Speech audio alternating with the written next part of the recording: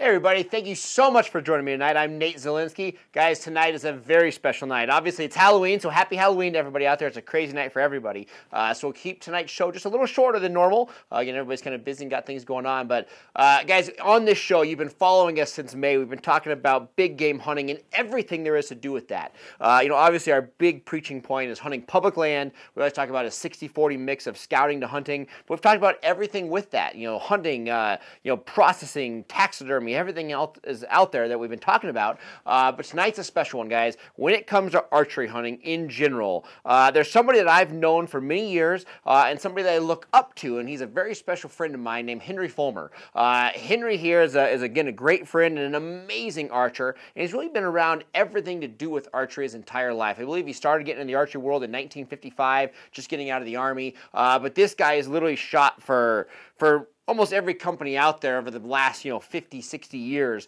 One of his last bows he was shooting was the Bowtech, and he loves it, so we'd love to hear that. But guys, he's literally started off with everything. He's owned a string manufacturing company. He's been a rep for different companies. I mean, you can hear all the kids right now running around for Halloween. But guys, he's literally done everything out there in the archery world. And one of the special things that he's done, actually, in the very first mechanical bow that Bear ever made, guys, this is one of the most popular bows, back in the day. Henry is actually the first person to ever harvest a big game animal with a Bear bow, with a Bear mechanical bow. He's the first one to ever put an animal down. So the list goes on and on and on of the things and accomplishments that Henry has done in his life and in the archery world. And again, it's an honor for myself to know him. So guys, we're actually going to jump out of here, out of studio. We actually roll to a kind of clip that we shot just the other day. Again, we don't have good enough internet at Henry's house. Henry wanted to do the overall interview at his house so we could see all his bows, see everything that he's done in his life. So we're going to jump to that interview right now. But guys, this is something you must watch. Sit down, tag your friends, comment your friends, bring everybody in here, guys. If you are an archery hunter, if you are an archery shooter, if you ever have been or ever looking to get other people involved, guys, tonight's the night to watch this clip. Literally, it's history right here of the entire archery world, guys. So we're going to jump to that clip right now. I hope you enjoy it, guys. And comment your questions here. I'll get with Henry and we'll get all those questions answered. All right, guys, Nate Zelinsky here. I am literally standing in history. I'm with a great friend, an honor to call you my friend, Henry Fulmer. Henry invited us into his house. When I think of archery, literally, obviously, people not know me for archery. I am a hunter, and I use a bow as a weapon. I'm not a competition shooter. I just love archery hunting. When I think about archery, I think about you. I've known you off and on for 10, 12 years. And again, when you think archery, you talk to people about archery, your name comes up. And you invite us into your home. It's an honor, guys. It seems like everybody across the country right now is releasing new bows. It's the time of year where all the new equipment comes out. But obviously it started somewhere. So, guys, you're talking to Henry right here, who we'll show you pictures of. I mean, right there, you're standing with Fred Bear. I mean, you've hunted all across the country. You've hunted with all the elite hunters and athletes within that realm. But, Henry, I want you to, with all the new bows coming out, they all started somewhere. And I want you to walk us through. And we're standing right now on literally a wall of history. So, how did you start off in archery? Where did you come from? When were you first starting to get in the archery world? I mean, archery has been your entire life. Tell everybody here at these cameras, where did it start? Where did you start with archery?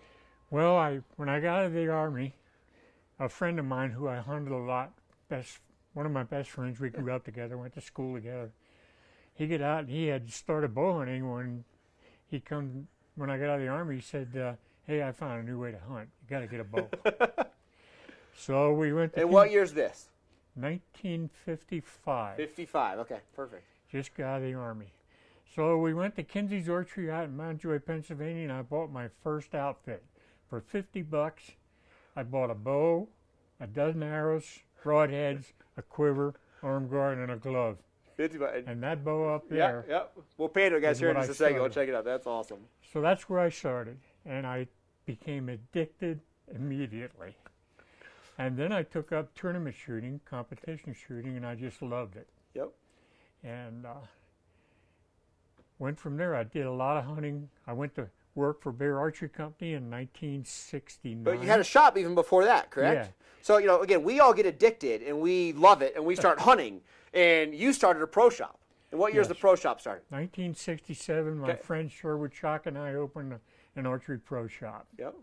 And we were only together about 3 months, and he went to work for Bear Archery Company. Okay. And you were working a corporate job as well as running the bow shop. Exactly. Yep. Yeah. And corporate found out I had a business on the side, and they said I can't do that. They own me. So I said I got to do something. You got to do something different. Left that world. So I got an interview with Bear Archery Company and went to work for Bear Archery Company. That was my start in archery sales. Okay. And I did a lot, like I say, a lot of competition shooting. Yep. Shot in 9 national tournaments. Okay. And loved it. Did everything and I could do in archery. Yeah. Yeah. Hunted across the world. Sold bows. Worked for the companies and shot professionally and as well as hunted. Hunted with Fred Bear, Tom Jennings, and a lot of other elite bow hunters. Absolutely. What was that like? I mean, getting into it so early on. I mean, everybody nowadays has TV shows, has bow hunting stuff. I mean, you were the start. You were the forefront of it. I mean, what was it like hunting with Fred Bear? Oh, my. I explained Fred, when people asked me what kind of a person was Fred Bear was the kind of a person, he could talk to anybody in any walk of life and make them feel comfortable in 15 minutes like you'd known him forever. No kidding. He was a fantastic person. They broke the mold when Fred Bear. I believe that. Yeah. I believe that. That's awesome, guys. Now, real quick, I got to walk you through here. Henry, can you walk us through what we're standing in front of right here? I mean, give us the history. Talk to us about this gear. Can you grab that one there? I can. We'll slide these out there. Perfect. This was the start of the compound bow. A guy named Hollis Allen invented the bow, got a patent on it. Roughly what year? In the mid-'60s. Mid-'60s, okay. This is a mid-'60s compound. Yep. And a little history on this, because I was kind of in on the ground floor of this bow. Okay. My friend Sherwood Schock at the time was editor of TAM magazine, which later became Archery World. And that was like the forefront of the magazine world for archery. Yeah, in mid-'60s. Okay. So Tom Jennings was, he wrote articles for the magazine. Okay. Hollis Allen got a hold of Sherwood and what he really wanted was some free publicity for this bow, this new technology, absolutely. New thing that was guys, everything was stick and string before this, literally right here. This is it. This is the first one. Yep, first one, mid-'60s. Okay. So he finally sent Sherwood a bow to his office, to the Archery World magazine office. Yep. And we took the bow, one like this, to our archery range. We shot it for a while. We were not impressed. And so Sherwood sent the bow to Tom Jennings, who made recurve bows out of California. Yep. Tom made the Smithwick Citation recurve. Tom immediately fell in love with the compound. Okay. And he bought the first license from Allen. Okay. And from there it went to this one. This was the next one. This was Tom Jennings' first compound. This was late. The first one Tom Jennings made. Late 60s. Okay. No kidding. And I mean, look at the wheels and the pulleys. I mean, we're talking about right now shooting smart technology and cam leaned for horizontal knock travel, everything like that. I mean, I don't think we quite had that at this age. No. So the bow started taking off at that point big in California. Okay.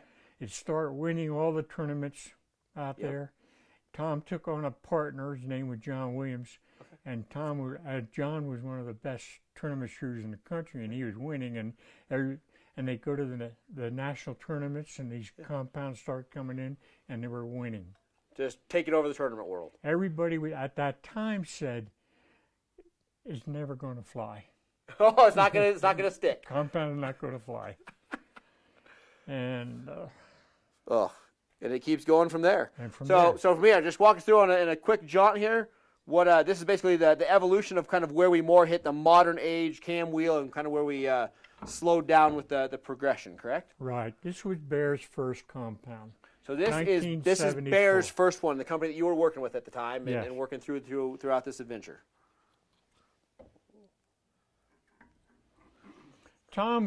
Jennings was very responsible for a lot of the innovations in compound bows. Okay. The first two-wheel compound. Yep. The cable guard. Many other things. He innovated a lot of the stuff. Okay. Then along came Bear in 1974. By that time, Tom was well on the way, half a dozen years down, Okay. and winning all the tournaments. If we had a saying back then, if you weren't shooting at Jennings, you weren't going to win. We're going to win. Okay. That's cool. Now, you're going to pan, guys. The light's not amazing right now, but we got to talk about this real quick. So I want to talk about this picture right here, Henry. So you have this up here. Walk us through what's happening right here. So I think that's awesome. There's a picture here, guys. We have a broadhead. We have a picture of Henry and Fred Bear sitting together. And you're using a bow similar to this. Walk us through what happened with that experience. Well, again, Bear went to the National Field Championships in 73 or 4 and saw the compound was it. So he went home, Fred and his men, and went to work on a compound bow, and that's the one that came up. And this is the bow that they could release. Okay. When I worked for Bear at the time, we had 18 salesmen covering the United States. 18 across the country. Across the country. They split us up to 2 9-man teams and had a sales contest. Yep. And our sales meeting in September of 1974 was all about the compound. This is like breaking ground. Yep. And we had a sales contest, and the winning 9-man team stayed up and hunted with Fred Bear in Grouse Haven, Michigan. Okay. Grouse Haven, Michigan. Again, guys, if you won the sales contest, 9 guys got a hunt. Right. Okay. So we went with Fred to